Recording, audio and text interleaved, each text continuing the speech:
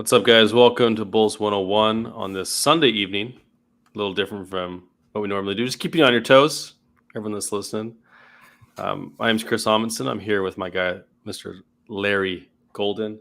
Larro, how you doing tonight, man? How's your weekend been? Man, everything's going well, man.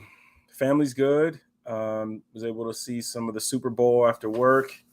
You know, led my boys to a victory over the weekend in a tournament. So everything's going well, man. How about yourself? I'm doing good. What's up, Sam? Nice Yo. to see you, King Pookie Nation. Nice to see you guys staying up with us on a Sunday night, which is a little more difficult than a Saturday night because you got work the next morning. But I'm doing good. I did not catch Super Bowl at all, but I did go and find the halftime show because I had to see it. And I loved it. Yeah, I loved it. Some music I kind of grew up with. I'm from Southern California, obviously, so Dr. Dre and Snoop Dogg and like those guys were huge. Kendrick Lamar. Yeah, just great music. Oh yeah. Brought back a lot of memories. Yeah. Sam says 50 Cent looking more like 75 Cent. Hey man, age and weight get the best of all of us at some point. So Yeah. it's pretty funny, but yeah, it's true. And we also had the Bulls. The Bulls had a couple games. They finished off their 7 days. Their 7 games in 10 days. Little gauntlet, which was brutal. But they're on a 3-game winning streak. They beat the Thunder. It wasn't pretty. They were down 14 at one point against the Thunder at home, so not the easiest thing. But yeah, they got the win against the Thunder. They had a nice game against the Timberwolves that they got the W there. Who did they play earlier this week? I can't remember, but they won versus them too. Hornets. Yeah, I think it was the Hornets. Yep. Yeah. So they're just holding on. They're still second in the East. They're still second. So. The Heat almost lost to the Nets without anybody, basically the other night. So close, but they're holding on to that second spot. But the problem is now we got Zach LaVine seeing a specialist, and who knows what's going to come of that. I am not optimistic about that. Like, you don't go see a specialist and have knee swelling and soreness and have the guy go, oh, it's all good. Just put some Band-Aids on it. What's up, Drillbit? How you doing? Go Bulls. Go Bulls. So what do you think, Larry? Like, what do you think about the 3-game win streak and also what's going on with Zach? I think the 3-game win streak is basically the way this team has been going through injury. They're doing what they have to do. I don't think any of these wins, whether they're ugly, whether they're, they look amazing. Like, it doesn't, I think at this point, it doesn't matter. You just got to get the wins and try to hold on to the position until you get back somewhat healthy.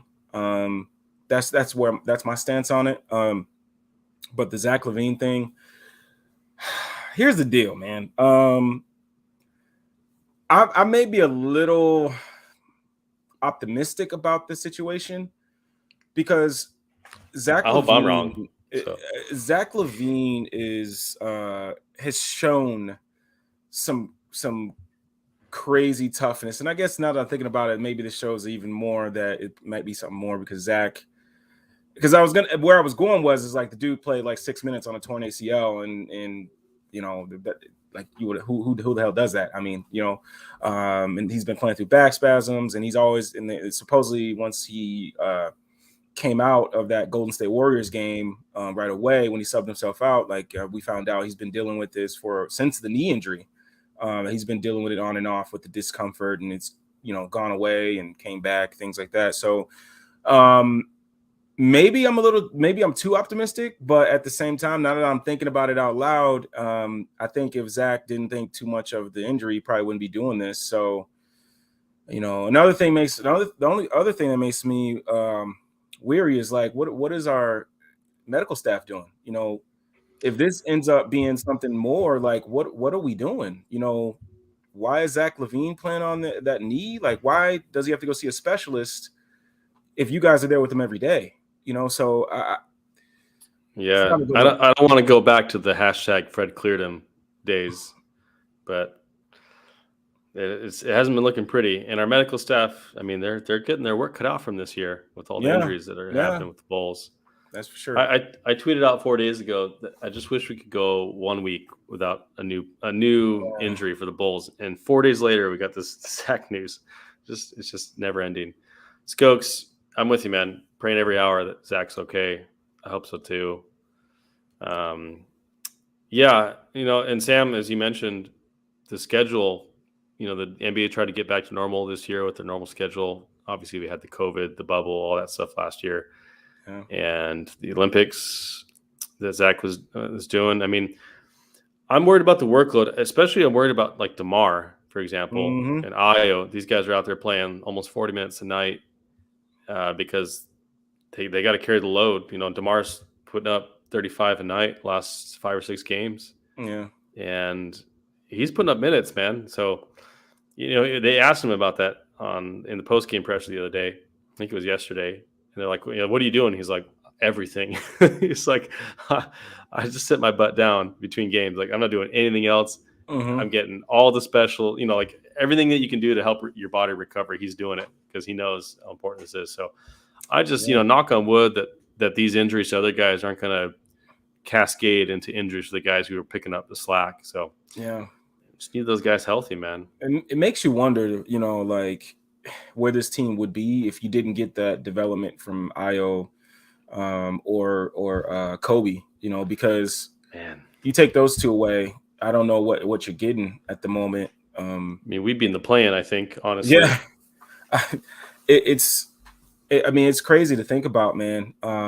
But my gosh, man, this is tough, man. You gotta give some love to Billy and the guys that are on the floor, because the fact that they're still in second and they're a game back of first still after all these injuries, they have a kind of worked out in terms of what the level of opponents they have coming up until All-Star break.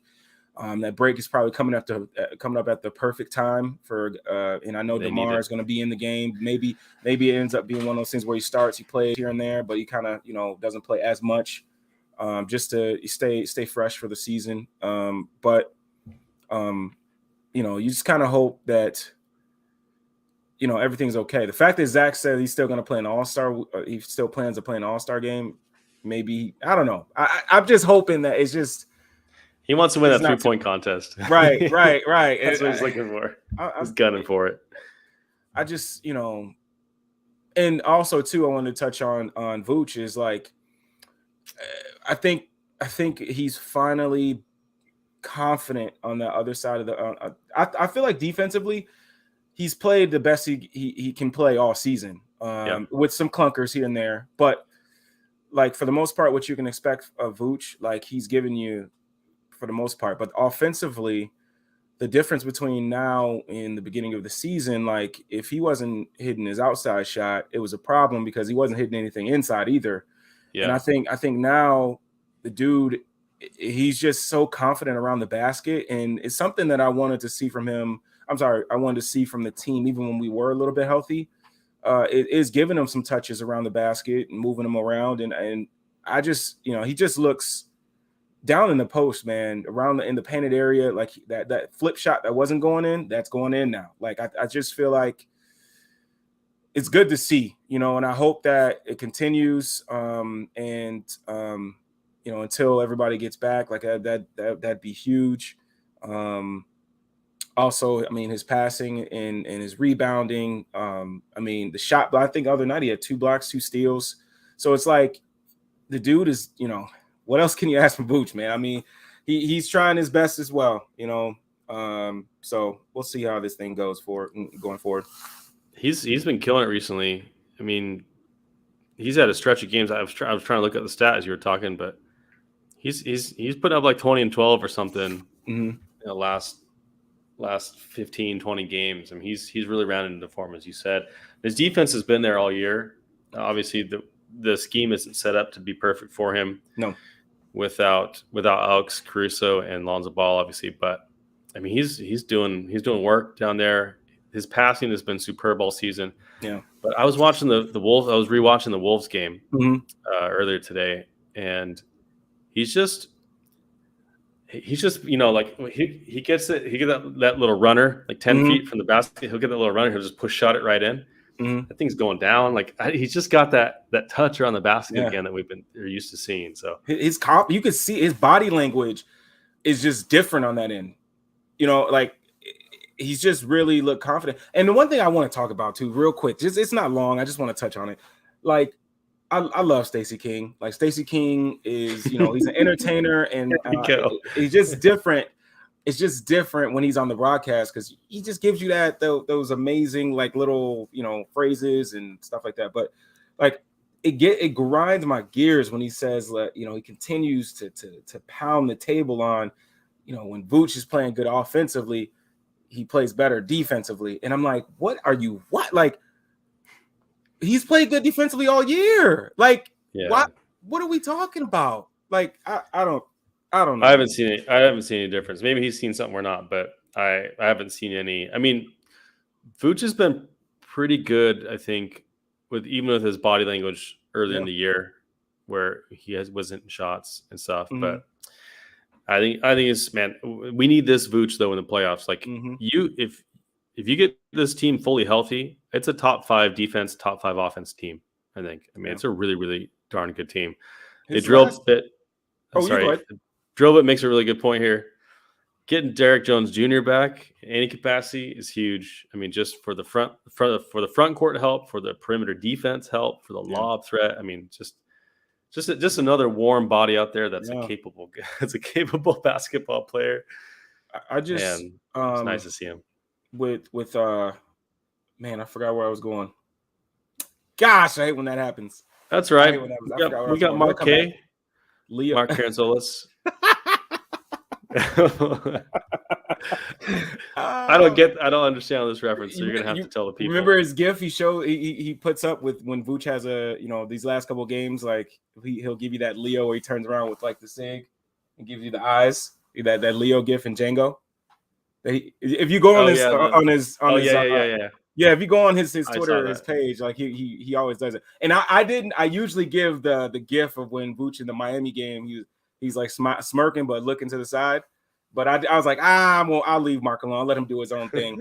But man, Mark, like it I don't know, man. Like I love Big Vooch, man. Like like I try to, like when I talk to my kids in practice, it's like basket. Like once you figure out like the scheme you're on offensively, scheme you want to run defensively, as a front office, I should say, like once you talk to the coach and you find out what you want to, what kind of scheme you want and what type of players you need, like it's like a puzzle, you know what I mean? And like Vooch is that piece in the middle, and then you got to find a way to find the pieces that fit around them. And I feel like they have, with Caruso and Lonzo and Javante, they got those athletic bodies of DJJ, and now you're starting to take those pieces away, and now you're sitting here, you're trying to jam pieces into the role, and it just ain't happening. And when those pieces don't fit, now you're asking Vooch to, he's used to having Caruso and Lonzo in front where they can stay in front and he can kind of play back.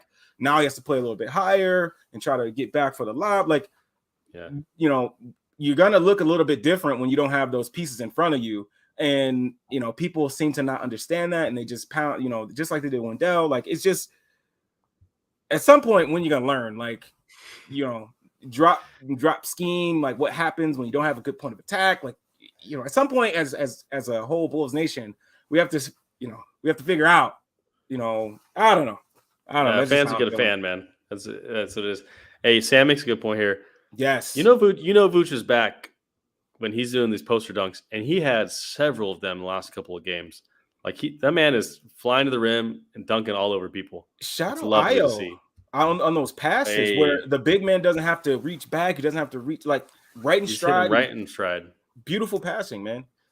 Io last night had 9 assists. The game before had 10 assists. The dude's like averaging a double-double with assists and points basically since he's been a starter. I mean, he's really been incredible. Yeah. Just in every aspect of the game.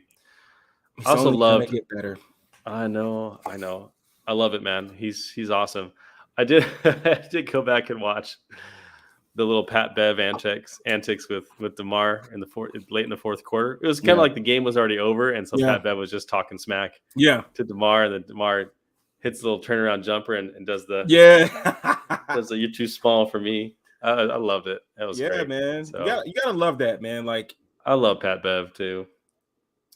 I know he has, he has some things he's done where you're like, come on, Pat, what the hell are you doing? But like when you get you could tell when a player gets lost in the game. Like that's Pat, like loving the game of basketball and going back. That's what basketball's about, man. Jawing back and forth, having fun. Like, I don't know. I see they're it having different. fun. Yeah. I love it. Hey, Drill says silent MVP last couple Yes. games. Coach Caruso. Hey, do you see him talking on the sideline with Io when Russell got that rip through foul that ended up being challenged and overturned? But Caruso's talking to him about here's how you position your hands, here's what you do, here's how you guard them. I love Caruso. You can be coach of the Bulls in 10 years when you retire, brother. If you like if you have any time, Chris, I don't know if you've seen it yet, but I was watching. This was actually gold because JJ Redick on his podcast, he had Chris Paul on for the second time. I think last week, maybe, and it was. I talked about gold. They talked about the rip through, right? Yes, complete gold. I listened to that little segment. It was awesome. Even if you just take out the rip through part, just listening to him on. How he just talked ball, like he's a sicko. Yeah. Like, and I you gotta love it, man. Like Chris Paul is a sicko. Like there's a reason why he's really good. Like oh man, dude, like it was a fun. And if you love ball and you like you want to look at the game through Chris Paul's eyes, like he talks to you in that way, and he even tells JJ like. I don't know why I'm talking like maybe it's because I'm cool with you. Like I've never been this comfortable talking this way, but I'm gonna tell you how I think about it anyway. And he just gave you some like gems, and gosh, man, Chris Paul, that was fun, man. And I'm probably gonna watch it again. It was really fun to listen to him talk about the game. So sorry. Oh, no worries. That's I gotta listen to it. It's just fun to see these guys who really think the game at just a next level. LeBron, Chris Paul, Rondo. I think Caruso's there. We've talked about Caruso and Lonzo and even LaMelo as having that processing speed. Yeah, that they're not just reacting to the game; they're reading the game. Yeah. They are manipulating the game. They're manipulating other people to do what they want with their processing speed. So it's just really cool to see, and it's fun to have a guy like that in our team, especially defensively, because he's just, we talk about offensive playmakers, but Caruso is a defensive playmaker. He just makes stuff happen on defense that changes the game for you. And he's just a winning player. And I'm so glad he's on our team for the next 4 years. I'm so happy about it, man. He's awesome. Lakers, man, you really blew it. They did. They definitely did. Hey, so Skokes brings up Gary Harris as a possible buyout candidate. So we kind of want to lead into the next section here, which we're going to talk about buyout candidates that are possible and kind of our trade reaction or trade deadline reactions. The Bulls ended up doing nothing, and a bunch of the teams in our conference did do some things. So before we get to Skokes' question about Gary Harris, he's one of the guys we'll talk about, but I just want to get your thoughts on the trade deadline, if you thought the Bulls were going to do something, and if you felt, disappointed, if you felt it was a mistake. I know I mentioned at the time that I thought maybe there was a missed opportunity, and I went on a little, what do you call it, Spaces, Twitter Spaces that I did. That was kind of fun. I just thought to just gauge some thoughts. I wanted to jump in, but the kids were around me, so I kind of. Yeah, I figured you would have if you could have. So, but anyways, I wanted to get your thoughts now since I didn't get to do so then. Yeah. So for me, I was looking for. I kind of knew that the big moves weren't going to be a thing, especially after you started to read the rumors about Pat was not going to be a part of any deal. So after that, you think about and And it goes back to what you had said way back when we made the Vooch trade, and a couple other people as well. Is like when you made that move for Vooch, you gave a lot of trade chips away. I mean, Wendell, people would have loved to have him in a trade, or some of the draft picks. Like, you gave away a lot of your ammunition for trade, so you didn't have much. But I was still looking for some, like, a backup big. Like, that was my biggest thing. Like, when I did an article with Jackson Frank, he kind of asked me the question of what I thought would be some of the moves, or something I wanted to happen, and to me it was more so the backup big. But honestly, man, and it was only one game, but Tony, like, the way he played the other night, like, if he could give you those type of minutes, sign me up. But it's just inconsistent. So I kind of would like a backup big, more so defensive big, where, switchable. But they, we weren't able to get anything. And when you say about disappointment, this is where the coach in me comes out. When I get into these situations, it's like, look, we didn't make a move. Well, let's move on. We got our guys. Let's see what we can do with these guys. We're gonna go to battle every day, every game, and we'll see how the chips fall. That's just how I go. Like, once I see that the moves are not gonna be made, I'm ready to move on, and let's look at our next opponent. Let's see what we got to do. And hopefully in the buyout market, maybe there's something there. But like Marcus said with Will on his recent pod, was it's like, you're not the only team looking at the buyout market. So it's risky. So, disappointment, I wouldn't say I'm disappointed. Myself, I'm just like, once you didn't make a move, let's move on. They already showed us that if there was a move to be made, they would make it. I mean, nobody thought they would make a move for Vooch. They've been completely honest with us up front. They have given me no reason to doubt them, no reason to feel like, oh God, this is the old days in Chicago Bulls. There's nothing for me that makes me feel like, oh man, here we go again. Like, they didn't want to move Pat. They like the development of Kobe. They like the development of Ayo. They haven't had a full season, or up to this point, they haven't had a good sample size of what this team is, and they kind of maybe want to see what this team full strength, if it can get to full strength, what it'll look like. And then in the off season, then you can, okay, we know what we need here and there.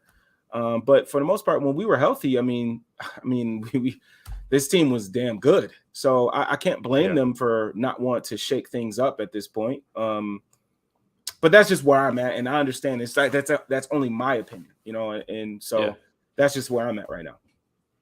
No, I agree with you in almost everything. I just I agree that when this team is fully healthy, they're very, very hard to beat, and they've shown us that if there's a great move to make, they'll make it. I think the only disappointment was, right now our 12th through 15th guy on the roster is playing big minutes. Mm-hmm. And, we got guys like Malcolm Hill, Tyler Cook, Alfonso McKinney, Matt Thomas, Troy Brown Jr. playing big minutes right now. And, I think other than Troy, I didn't think we expected any of those guys to be playing any minutes in regular season games. And I think even Troy was kind of supplanted by Ayo early on in the season. So, and we're going to be without those guys for another few weeks, without a bunch of these guys for another few weeks. So getting Derek helps, getting him back helps. That kind of replaces your Malcolm Hill or your Alfonso McKinney. Javonte makes less minutes for Matt Thomas maybe.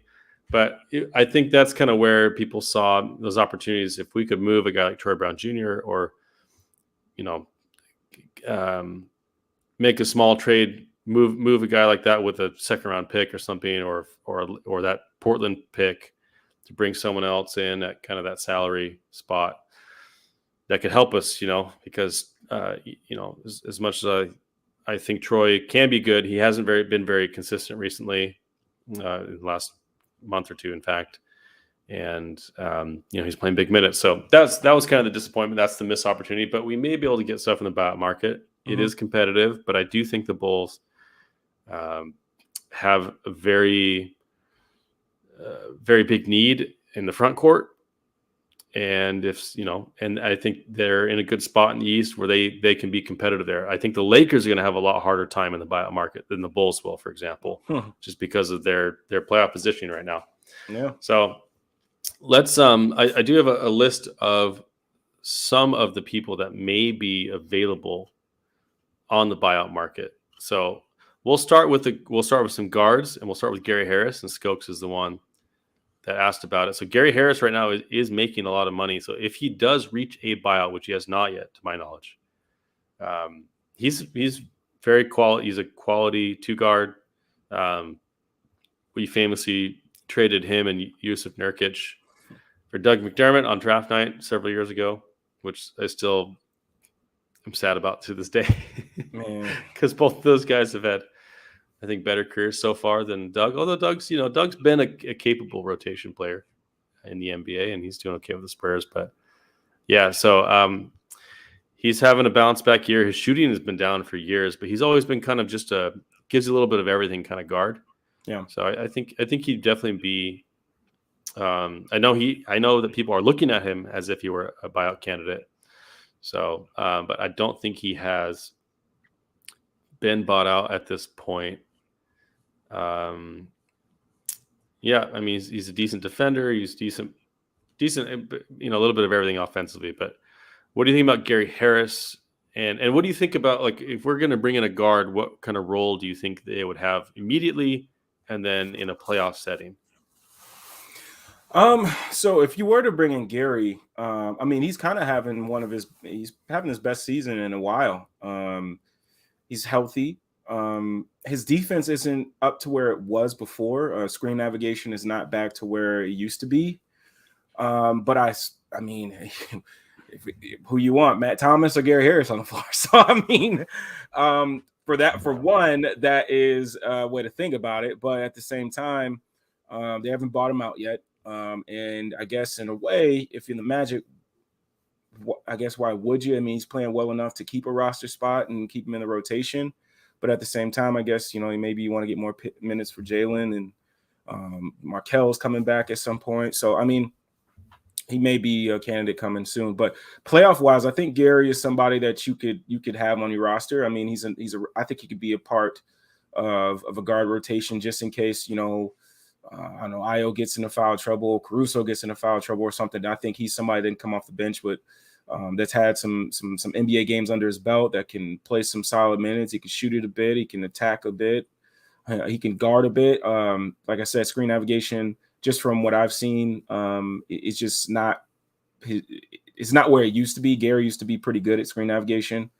But I think Gary is somebody that could come in and contribute, especially right now, and give you some buckets and play some good enough defense in the scheme that Billy has, to not be a negative.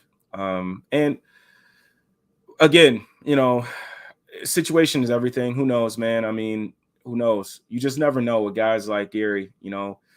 Maybe in the Magic, he looked at it as a way to get back some of his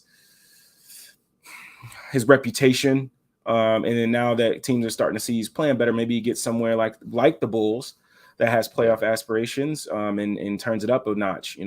We've seen it, like you said before, with Blake. You look at Blake in Detroit, and towards the end of his Detroit stint, and you're like, whoa, I mean, he's done. He's not the same guy. And he gets to the Nets, and now you see him playing like good defense. He's blocking shots. He's hitting some threes. You're like, what the heck is going on here? So you just never know. Yeah. That's where I stand with Gary. Gotcha. Yeah, Skokes here, is it disrespectful to say that Malcolm Hill and Matt Thomas are just simply not NBA quality talent? I don't know if it's disrespectful. I think it might be fair to say they're definitely unproven, right? Mm-hmm. I think Matt Thomas is, but as Larro just said, fit is a really, really important part. If you're a fringe NBA player, if you don't have an elite skill, if you're not, an on-ball creator, if you're not a do-it-all wing, like if you don't have a clear role in the NBA, I think your fit on a team is really important to you sticking around and finding that niche. So Matt Thomas and Malcolm Hill may be NBA quality talent. They're both still pretty young. but they haven't been able to kind of find that niche yet. They haven't found their skill. I think Matt Thomas is supposed to be a really knockdown shooter, and he's shooting. I think the numbers support that he is a good shooter. Mm-hmm. I think his problems for our team has been much more defensively because he's playing so many minutes, and because most of our good defenders are out.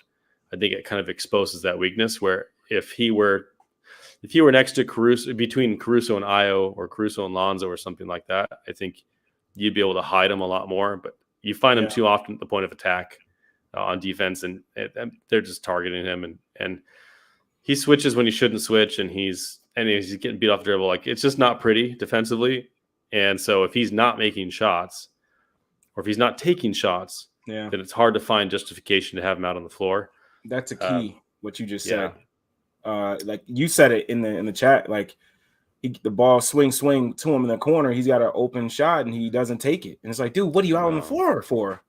Yeah. He did that the other night. He had an open corner three. He had to shoot it quick, but he dribbled into a turnover. Yeah, and ended up being a fast break and one opportunity for the team. So those little things mean a lot. They can swing a game. Having improvements help. Bringing up Malcolm Hill, right? And you know what? I'm an Illinois guy, so I always watch Illinois games. So I knew who Malcolm Hill was, and I knew he was a good player. But my goodness, man, watching that Timberwolves game and seeing Anthony Edwards just like say, hey, let's not run anything. Just give me four guys. Look, get out the way and let me just go to work until they send a double or until somebody switches on. Like the way Anthony just like that had to like there's times when you play ball and when a player like that's disrespectful. Like it just is, and you gotta feel disrespected as a player because it's like, wait, you're not gonna run any set? You don't even want to screen? Like, oh, is that and he just continues to have it's like that? Yeah. Sometimes you get that guy, he gets your number, he knows exactly how to expose you, and they're just gonna run over and over again. Then I thought Javonte and Io, who both guarded Anthony Edwards as well, did a much better job. But I mean, Anthony Edwards is huge, first of all. Dude is thick. He's built like a football player. Yeah. Like he's fast and he's explosive. He's a really tough guy to guard. And Malcolm Hill that just wasn't his night. That's not the matchup. No. That's the matchup. That's the way I would say it too. If I was him, it just wasn't my night, man. It was Hey, I get those guys. I play guys at pickup sometimes. There's a guy in pickup I play against, and if I get matched up on him on the perimeter, he's got this quick first step. Yeah. That he just leaves me in the mud. I'm like, So I know I just back up a few steps because I know if I go up and guard him face guard him, it's over for me. So I gotta you gotta adapt to that defensively. But yeah. So having these guys be replaced on the roster by more proven NBA people, I think could be an improvement. Yeah, if your 14th and 15th guy are some of the names we're going to talk about tonight instead of Malcolm Hill, and nothing against them. Yeah, they're trying to find their way in the NBA, and but right now we need proven NBA talent. I think at the back end of the roster to help. So I want to talk about two guards that I do think could help us: Dennis Schroeder, who we've talked about several times, and Goran Dragic. So those are two guys at the guard spot who Chicago has reported interest in.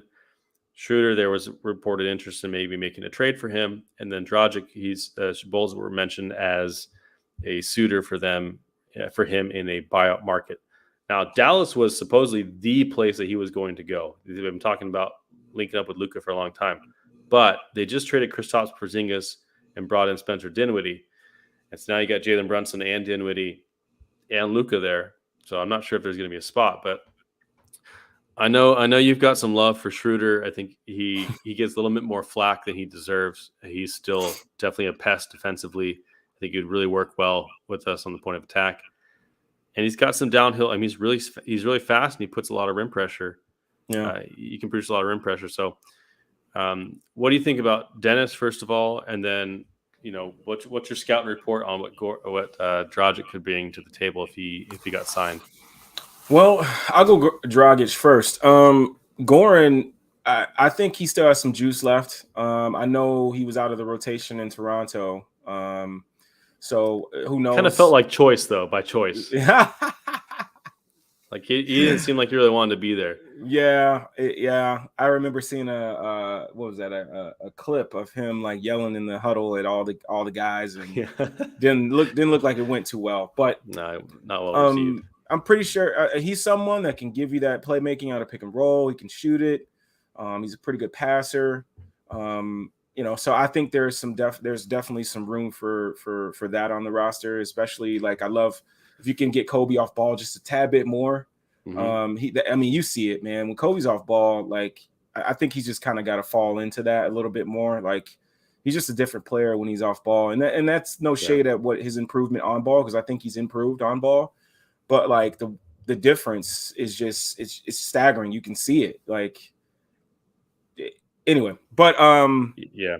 And Skokes is right. Dragic did have a game where he just completely lit us up last season. Oh yeah, I do remember that game. He had like 20 in the fourth quarter straight against us to seal a win. That was annoying, but he was balling. Yeah, he man. He was going out. Hopefully we do have a chance at that. I mean, I know he probably wants to play with his boy from Slovenia, Luka, but who knows, maybe. But as for Dennis, I mean, I just honestly, I feel like he'd be the right piece to bring in at this point if he gets bought out. I mean, especially as like when you talk about a stopgap person that can come in, he can put the ball in the basket a bit.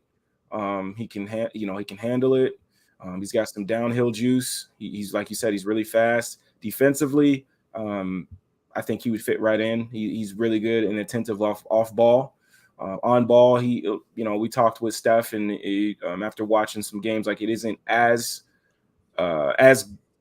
good as I remember watching with the Lakers, but it's still better than what we have right now. And I just feel like he'd fit right in at the moment. Who knows? Like you said before, like who knows what it would look like when the team hopefully gets back full strength. But honestly, I think that's a good problem because if you got a guy like Dennis who's on the bench who can bring in at any moment, that can give you some points, and give you, he can pass it a bit. I wouldn't mind that at all. So that's where I'm at with both those guys. Yeah, I think I'm with you. I mean, I think both of them are probably going to have more of a short-term role. Like I would expect them to play a lot of minutes the first few weeks, and then if and when Lonzo and Caruso come back, I doubt we'd see them other than emergency kind of stuff.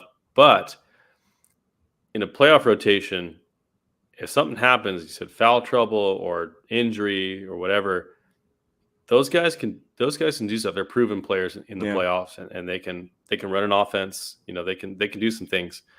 I don't think Dragic has much defensively anymore, but he can shoot and he can do some things. Not to cut you off, but when you think about it too, I mean, when you add guys in at this point of the season, probably helps if you can bring guys in that have some experience in the system that you run. Yeah. So like it doesn't take that much to get up to speed. Like Dennis will be able to come right in. Billy obviously and him have a good relationship because I mean, honestly, he had his best season probably of his career with Billy.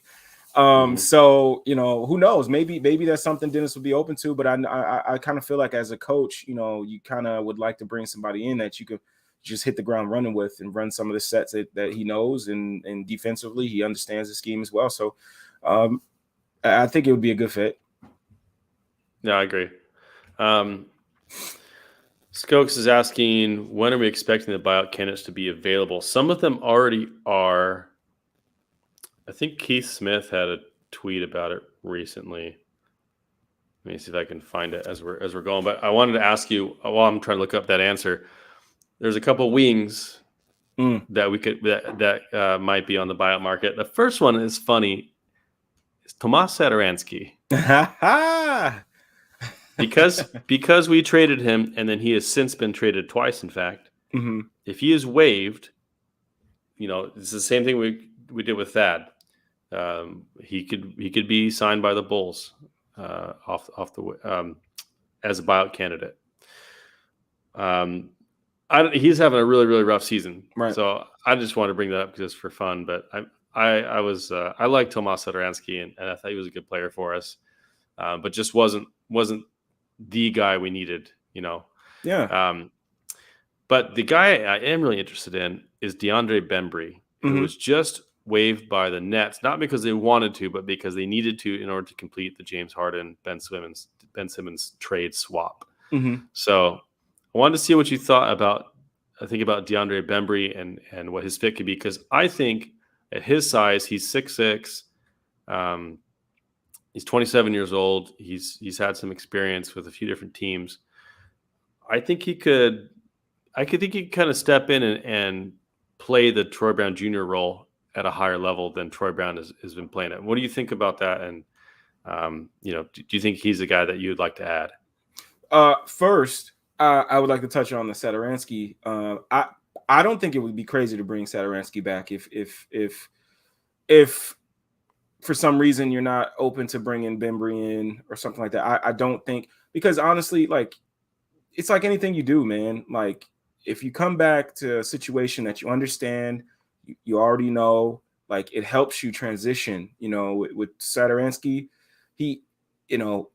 I wouldn't be mad if they brought him back, because it's somebody that understands how to play with the team, and knows what they're gonna, what they're doing on that end. I wouldn't mind bringing him back. Who cares if he's been having a bad season? Like, it can change. I mean, Vooch offensively was having a bad season, and then now it's starting to change. So it just I would be okay with that. But Bembry, watching some Nets games this year, I mean, I would be open to that too. He can guard. He has some off the bounce juice as well. So he can shoot it a bit, albeit I think it's low volume, but he's still shooting it well on the low volume. So I would be all open for Bembry to come in. He's somebody I was intrigued with when he was on the Hawks as well. So I would be all down for that. I still have not found this tweet. Oh, here we go. I finally did, just in time. Okay, so there were players who cleared the NBA waivers yesterday, which was Armani Brooks, Michael Carter-Williams, PJ Dozier, Drew Eubanks, Etuan Moore. I love Etuan Moore. Shout out to Etuan Moore. I loved his Bulls tenure. Paul Watson, and then today at 5 p.m. Eastern, so this already happened, DJ Augustine, DeAndre Bembry is now available, Moses Brown. If you remember him, he's like 7'2", super springy. He played for OKC for a little while. Abdel Nader, KZ Okpala, Jamias Ramsey, Robert Woodard the second or third, I can't remember, but he was on the Kings for a while. So those guys have already cleared waivers and should be available as a buyout candidate. I just wanted to say, because the Bucks just had Pat Connaughton just fractured his foot. So Woj was saying that Dragic is like a really high target for them because of those injuries. He's got a chance to play a starting role. So I would say if that job is available, I have a feeling Dragic is probably not going to pick the Bulls over like a full-time position with the Bucks. But we'll see. Bembry, Skokes is right. I think Bembry's just hustler. He's just a hustler. He just makes stuff happen. Yeah. He's got enough experience where I think my issues with Troy Brown, my criticisms of Troy Brown this year have been mental mistakes rather than skill. Yeah. And Bembry makes a lot less of those kinds of mistakes. So I think they're kind of similar players in some other ways. But yeah. Oh, yeah, Raptors. Salim says the Raptors didn't even play Thad the other day, so they should just waive him. Hey, they paid a first-round pick for him, so I don't think they're waiving him. So there's a couple guys that intrigue me. What's up, Chip? I can't read Russian. Oh, Chip is I actually don't. Is that Russian? I don't even know if that's Russian, so I apologize to whatever Chip, language that is. What you typing in, bro? What is you doing? No, but this dude Chip. No, but I'm intrigued by Robert Woodard. I would be all down for bringing him in. I mean, two-way ability, 6'7", 230 pounds, 7'1.5" wingspan. Like, give me that. Let's bring him in. I would love to bring that in. And just see. I mean, with the development staff, what they've been showing you, who knows? But I would love to take a flyer on him. I would like to. Um, Looking at these names, I think you brought him up as well. Drew Eubanks, like he's somebody I would think about. Maybe another guy that I like as well is Armani Brooks. I mean, he can shoot the heck out of the ball, and I mean, you need some shooters at the moment. So, bring them all on. Just bring them all. No, yeah, I'm just kidding, but Robert Woodard, man, I'm all down for that. Please, come on now, bring him in. I like the way he plays. Athleticism, he can get up. I like that.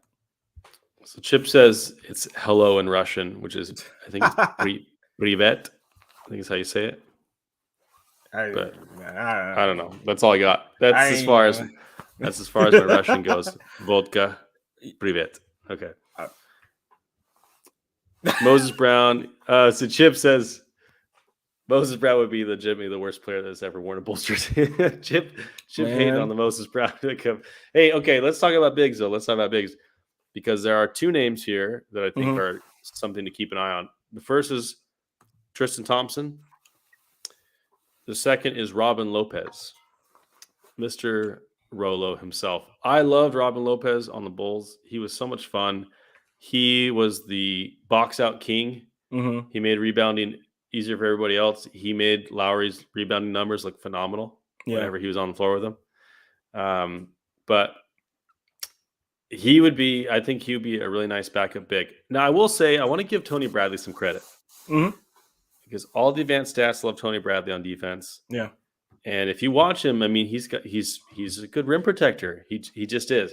I think it's offensively, he's been expected to do more than his skill set would currently allow. I don't want to see him take that 17-footer anymore. No. Just don't take that. Just pass it, brother. I think that the problems with Tony Bradley are not going to be problems with Tony Bradley in the playoffs if everyone's healthy. Like the problems that we have with Tony Bradley are offensively, which other than catching lobs and these little short rolls or these putbacks, like I don't really think we're expecting Tony Bradley to do a whole lot on offense with a fully healthy roster. The problem is when you got Malcolm Hill and Matt Thomas and Terrell Brown Jr. and DeMar and Tony, like if that's your bench lineup, there's not a whole lot going on offensively other than DeMar. I mean, DeMar is like, we'll just take 17-footers all freaking day and no one can stop him. The man is amazing. Unreal. Yeah. His wingspan really pops too. Yeah, but Rolo has not been bought out yet. Yeah. So there's a couple guys on Magic Twitter that I saw that said that they don't think they're going to buy him out, but who knows? So what do you think about Rolo? I mean, Rolo's got the little lefty hook that's always there for life. And then Tristan Thompson, I want to see what you had to say about Tristan as well. I didn't see a lot of Rolo, so I'd be probably off base if I said what I would think of him because I don't think I saw enough of him. Tristan Thompson, I've seen a bit of because I was watching a lot of Harrison Barnes. I don't know. That's what I'll be honest. Like, if I'm not watching Bulls games, I'm watching Harrison Barnes. Like, I'm a big Harrison Barnes guy. But anyway, I'm just gonna say, he and Sabonis are playing really well off each other. They're looking good. They're a lot of fun to watch. Harry B, man. But oh man, Salim's over here just raining on my parade. Come on, Salim. He's like, this guy ain't available. That guy ain't available. Is this guy even bought out yet? Come on, Chris. What are you talking about? If he does get, if Tristan does get bought out, I don't know. I like how much better. I don't know. This is the question you got to ask yourself. Not if he's good. It's how much is it going to be a direct improvement over the guy he's replacing? But necessarily, does he have to be better than Tony Bradley? Maybe not. Does he have to be better than Marko Simonovic? Yes. Yeah. Right. Like he's got to be better on a rostered guy in order to be a buyout candidate for me. Like if he was Cleveland, Tristan. Oh yeah, come on over. I'd love. Oh my gosh, Cleveland Tristan was murdered on the boards. But I mean, I don't know. I don't know, man. I don't know about Tristan, and plus, like, I'm not usually this guy, but the off court stuff, like, I just kind of just stay away. I don't want any of that stuff in the locker room. Like, yeah. it's just like, yeah, I don't know, but yeah, I don't know, man. I think, yes, Salim's bringing up about Tyler Cook. Like, I would definitely like to see more Tyler Cook. Hey, yeah. Tyler Cook is locking up Giannis. Yeah, I'm just kidding, but he was doing a great job on Giannis. He did a really good job, though. I mean, if you can look at that game and be like, Tyler Cook didn't do, like, that Tyler Cook played really well for what you can expect out of him against Giannis. But PJ, I think that's a good idea. If you can get PJ Dozier in here and just have him rehab and just get right, and it's a free wing, baby. Yeah. Oh yeah, it's yeah. Come on. Yeah, Come I mean, on, we're PJ. talking about guys who aren't playing. Marco ain't playing. I would cut him today for PJ Dozier. Right. Absolutely. Chip's got it right. Yeah. I think we finally found out that it was probably one of our boys said that it was probably just a what did he say? It was a favor for an agent. I think that's probably what it was. Yeah. Hey, I mean, he's putting up 20 and 20 in the G League sometimes, so we'll see. Yeah. Yeah. So S Bulls 90-30 brings up a good point. He says, I think, or he or she, sorry, I think in the playoffs, Pat is playing Vooch's backup minutes and Tony is only playing matchup dependent minutes. I think we're going to see more of Pat at the 5 towards the end of the season here. If he comes back in early March or something, I think we're going to see Pat at the 5 be a real thing. We saw it a little bit at the beginning of the season. Caruso, Io, Kobe, DJJ, and Pat, 10-man rotation with Javonte. Yeah, I think that's your 10-man right there. Yeah, I agree. I think, most playoff rotations are going to be 8 or 9 men. And if you got our starting lineup, now you might take out Javonte and put in Pat. I kind of like the idea, at least at first, of bringing Pat off the bench, because I think a bench of, if you got Kobe, Caruso, Io, Pat, and DJ or Tony Bradley or whatever, like, that's a nice bench. That's a really good bench, to be honest. Can I tell you something? Yep. Remember last year when we were kind of like, AK, like, why are we not adding,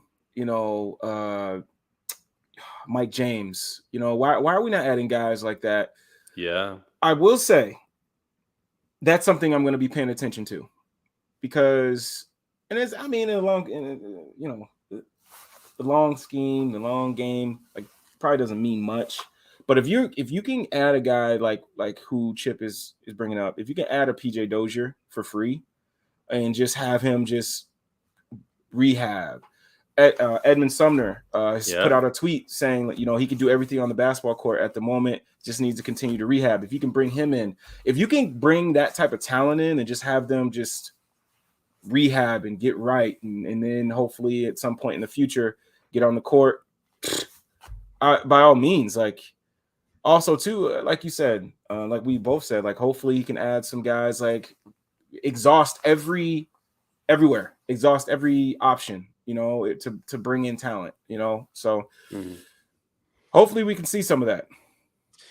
Last guy I want to bring up, I'm not sure if he's going to be an actual buyout candidate or not, or at least if he's going to be bought out, but it's of course, if I was going to say Paul Millsap, no, Derek Favors on the Thunder. Thunder ain't doing anything with him.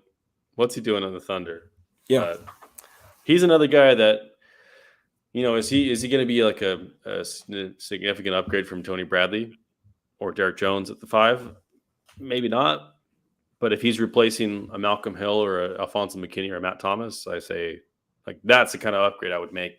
Yeah, all day, every day. Yeah. And no disrespect to those players. Like, I just think where this team is right now, they can't afford during this stretch to lose any games, to blow any games. And right now it's a shootout every single night. Yeah. And the Bulls are winning most of them, but it's a shootout every night. Yeah. I mean, I guess if I was like a player in the situation of like being a buyout candidate, or play like Dennis, right, where it's like he wanted a big payday, didn't work out, ended up getting like way less than he thought. What was it? Over $20 million less than what he thought he could get. Yep.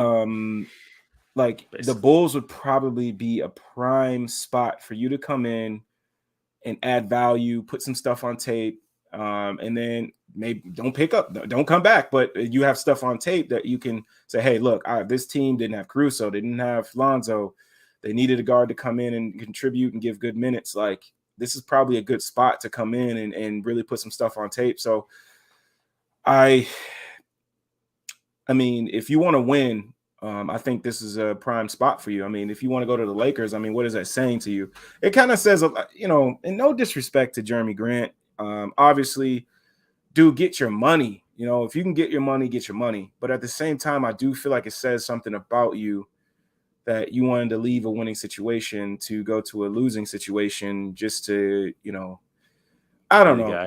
That's just the way I feel about it. Like, I feel like, honestly, like when you have a chance to make millions, you want to do that. But and it's easy for me to say because I'm dude that's not getting paid millions. You know, I'm not getting paid millions to play a game I love. But you know, Yeah. I think I would rather want to be in a winning situation and contribute to winning. But I don't know. Yeah. So Skokes brings up a question here: is, you know, is he being unfair, pissy, or is AK not bringing a quality bench depth right now? I think it's fair to question. Larry, you said it a few minutes ago. You know, last season they didn't do that. They didn't get those end of bench moves that could have maybe helped them make their way into the playoffs. They only missed the play-in by a couple games, I think, at the end of the season. They were eliminated from contention. I want to say the last week of the season. So, you know, some of those moves could have helped. Yeah. And Chip says he feels the same way here. But I absolutely think it's fair. I do think, based on what's been reported, that the Bulls are not done, that they are looking to work the buyout market. So I do think we're going to see someone added, hopefully. But yeah, you guys are absolutely right. What Chip says here, I think AK could be getting more value out of the smaller margins. That was a big criticism that you and I had with AK last season after the trade deadline. It's just, there's guys out there that can help your team that are available, and they just seemed uninterested in looking further. It's like it kind of reminds me of when John Paxson and Gar Forman were holding their press conference during the second round of the draft in the year that they traded Jimmy Butler. Yeah. It's just like, what are you doing? You're not working? Like, why aren't you working? Like, working the margins. You look at what the Miami Heat have done this year. Yeah. On the guys that they brought in on the margins that are playing productive, like Max Strus. You got Yurtsevin. You got oh shoot, what's that guy? What's the other guy's name? It lit us up when Vincent, he played us. Gary Vincent, Gabe Vincent. Like, those guys on the margins are playing rotation minutes for the number one seed in the East. And if they didn't have those guys, they probably wouldn't be the number one seed in the East because of all the injuries and stuff that have gone on with the Heat this year. So that stuff really matters. That when you can win on the margins like that, that really adds up over time. So I absolutely feel that way, and the Bulls should be doing something. So, you know, we wanted to talk about these candidates because these are guys that the Bulls should look to add over the next week or two here. So we'll see what happens, and if nothing happens, we can get our pitchforks out. Part of me, this may be crazy, but part of me wants like DeMar to be like, yo, should have been our coaching staff. But hey, Spo, I'm gonna play 15 minutes, but let me chill out. You know, let the young Bulls go out there and have fun. Got to save my legs for the rest of the season. So part of me, I maybe it's selfish to me, but part of me would like him to be like, I'll start. Obviously, I'm a starter, but like, keep the minutes low. You know, like let's keep the minutes low so I can keep my legs fresh, and go rest. But man, dude, I mean, gosh, man, I hope everything comes back well with Zach. I'm trying to keep positivity there because we don't know anything. But if he's had lingering problems, I mean, didn't the initial imaging on Lonzo's knee say that he hadn't torn the meniscus, and then they did it again, and it did say it? I don't know about the first part. I would have to go back, but I gotta, I don't want to speak out of turn if that's not the case. I thought for some reason there was, maybe it wasn't Lonzo. So yeah, maybe I'm just making stuff up. But I just hope that, because they did do imaging on Zach's knee earlier when he was out, and it didn't show anything, didn't show any structural damage whatsoever. But something's wrong, right? Something's wrong. May not be surgery required, kind of something wrong. I hope it's not, because if we get another 6 to 8 weeks, Woj tweet, I'm out of here, man. It's killing me. It's killing me. Like a scope, like a cleanup or something like that in there. Just yeah. Hey, Salim makes a good point. Shout out to AK for getting Javonte Green and turning him into a productive player, because he was a guy that even you and I did not see in the rotation at the start of this year. And he has made himself, like, every time Javonte Green steps on the floor, I'm like, thank goodness, man. We need Javonte Green on the floor right now. The man had like 24 the other night. He shot 3 or 4 from 3. He was lighting it up against the Timberwolves. So shout out to, and Tyler Cook has been productive in his minutes too. So I want Robert Woodard. You want Robert Woodard? Yes. All right. You got to break down see what that looks for next week. I'll do it. I just want to see what that looks like on this team, man. And Chips, send me some tape of John Brown. Of John Brown. I'm trying to look him up on Google, and obviously that's not working out because he's got the most generic name of all time. So send me some. If you go on YouTube and put John Brown and Barca, it should pop up. Yeah. Mm-hmm. Adding John Brown would be like adding 2 Javontes. You could actually have 5 Javontes on the floor then at some point. You have John Brown. So Chip says he's 6'9", hustle guy, but can defend 1 through 5, create shots in the mid range. So I gotta go check this out now. You got me intrigued, Chip. And you probably get a chance to watch your boy if you watch. He's on Mirotich's team. Yeah, if I remember right, I believe so. Man, I need me some Mirotic. Hey, Chip's already in the DMs, baby, coming through.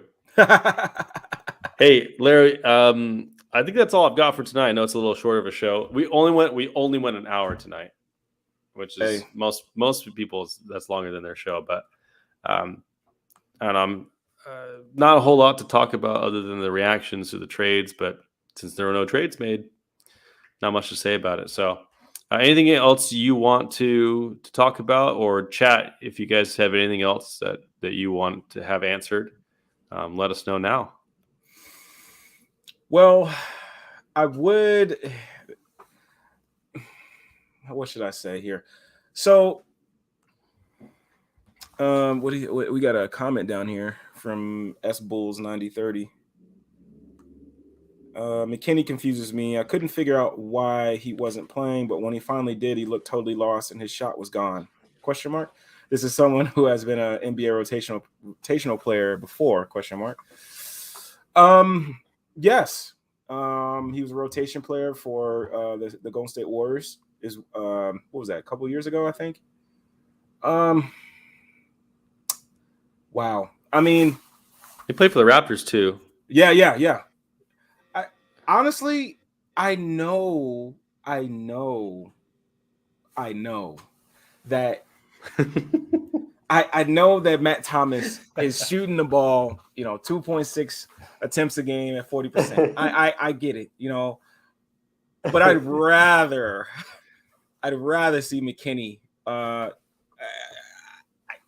Matt Thomas really gets under my skin, and I understand why he's out there. I truly do. But if he's not going to take open shots when he has them, and he's going to dribble the ball into double teams and turn the ball over, like, you have to take your darn shots when you have. He should have more than 2.6 attempts a game. Like, if your job is to shoot the ball, like, brother, please put the ball up. Put the ball in. Shoot it. Like, this little rant is, I don't know why, but it's got this Stephen A. Smith vibes to it a little bit. Like, brother, you got to shoot this ball. I'm just like, if Matt, like, if you have this so-called strap, like, please shoot it. Like, show the world that you can shoot the heck out of the ball. 2.6 attempts ain't doing it. So watching them set up possessions around Matt Thomas, UCLA cuts, makes me want to UCLA cut myself. Poor Matt Thomas doesn't deserve all this slander. He's trying out there, man. You can't say he's not trying. He's got a long way to go on defense, and as you said, Larry, if he's not taking shots, then what are we doing over here? So, well, hopefully we've got some good news coming in the next couple of weeks. I mean, it's almost, we're halfway through February, just about. And so, March is around the corner, and we got Lonzo, got Caruso, we got Pat, all looking like they're coming back in March sometime. I hope Pat surprises, comes back in mid-February or late February or something after the break. Don't rush it, Pat, obviously, but he's looking good out there. I can't wait to see him back. Oh, they say John Brown is the EuroLeague's Draymond Green. I was gonna say this because these guards 1 through 5 is 6'9" and can create in the mid range and pass and stuff. So, hey, come on down, John Brown. I gotta watch some highlights now. But anything else you wanna hit up before we get out of here tonight? Yes, and I don't know how many. I haven't checked.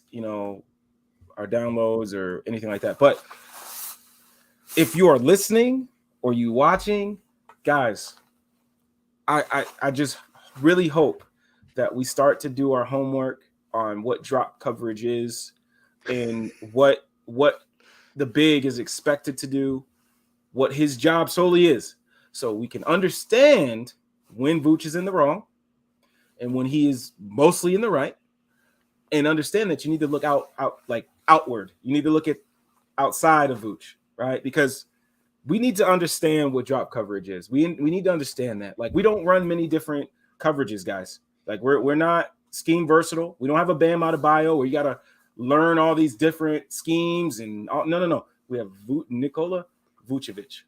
He runs one scheme. It's not much, guys. Let's just go on YouTube, type in drop coverage. Basketball Immersion has some stuff. Like, it's not hard. You can do it on your lunch break.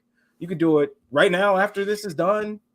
Just go ahead, type in drop coverage and just learn the coverage. So when you're watching the game, you understand when Vooch is in the wrong and when he's in the right? And you'll know where to look when things go wrong. I just hope that happens at some point so you guys can, understand what's going on the defensive side of the ball. That's just what I needed to say, because that's at some point when you go on Twitter, like, it's so funny. Like, when something happens when it's not Vooch's fault, but it may be like a lob or maybe a dunk in the paint, I like to go on Twitter and then look, and then for sure enough, Vooch, you're so soft. Vooch, you're a bum. He has 31 and 15. Vooch, you're a bum. Like, guys, come on. Like, come on. First of all, there's not a single NBA player, not a single one, that sucks, is a bum, stinks, that they're not bad at their jobs. Not a single one of them. They are the best basketball players in the entire world. So I don't think anyone should ever call an NBA player out and saying he sucks or is soft. I just think those things are so silly. But if you want to talk about drop coverage, just go look at our first episode. Came out March 6th, 2021. It's a great episode. We broke down all the drop defense stuff. And I think it was before Wendell was traded. And so we were talking about how Wendell and Daniel Gafford were getting blamed for being in the right spot and doing the right things. But let's touch on that really quick.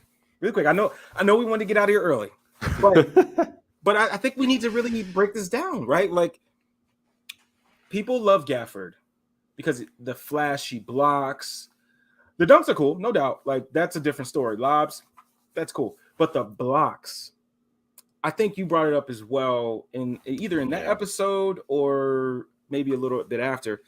A lot of times when you have blocks, like the type of blocks that Gafford has, it's more so because either one, you got beat off the dribble, so you had to recover and you get a nice block, or you're late to your rotation and you got to make this crazy whatever. Like, most of the time, like, Gafford is. And I don't want to make this like a slanderous thing because the Gafford. Here we go. We're gonna end our episode with Gafford slander.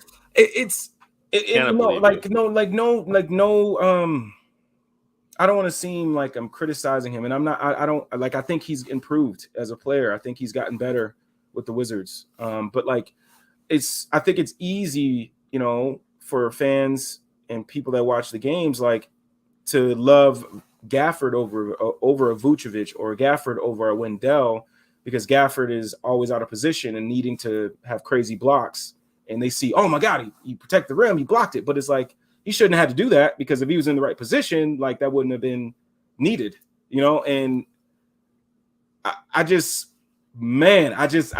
hope at some point that some of our fans just take it. The video is like maybe 5, maybe even less. They give you different examples of NBA games of like, you know, like just go and watch it.